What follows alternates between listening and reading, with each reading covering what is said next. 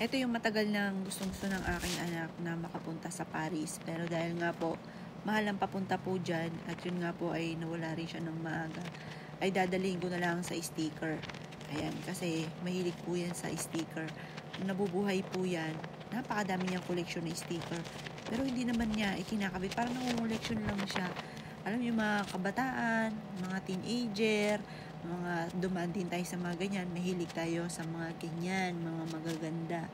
Alam ko, magugustuhan niya po itong ginagawa kong to. Ayan, pagagandahin ko yung kwarto po niya. Tsaka lagi rin syempre siyang malinis. Kasi, yan po, dati nung nabubuhay po yan, lagi ko sasabihan, nak, importante na lagi kang malinis, saan ka man pupunta, hindi nakakahiya kung mag-asawa ka man, hindi ka mapupulaan na ikaw ay burara, hindi ka mapupulaan na gano'n, kaya kailangan laging malinis. Kaya alam ko, itong anak ko, itong ginagawa ko to, ay masaya rin po siya dyan. Dahil nga po sa nililinis ko pa rin, hindi napapabayaan. Ayan, kasi nga mga bossing, dinadaan ko na lang dito sa tower ng Paris. Sabi ko, anak, ito na yung favorite mo, Paris. Yan, sticker na lang muna tayo kasi mahal ang papunta dyan. At saka wala ka na rin naman. Ayan po mga boss.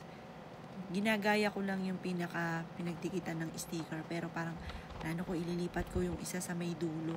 Kasi ganyan na nakakabit doon sa sticker. Gagayahin mo lang kung ano po yung mga design po niya.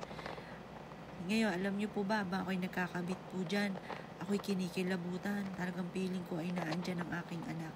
Yung nga po mabossing ko nung natapos na po yan, ay talagang pagdaan ko po yung nakita ko po siya ay nakatayo sa may pintuan.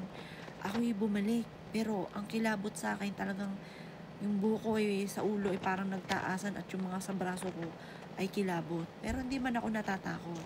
Kumbaga, wag na akong bibiglain ng aking anak paunti-unti at wish ko rin na makita ko po siya.